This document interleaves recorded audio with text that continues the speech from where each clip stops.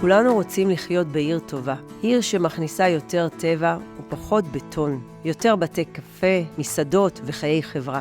עיר מתוכננת שבונה שכונות ומבני ציבור בהתאם לצורכי התושבים.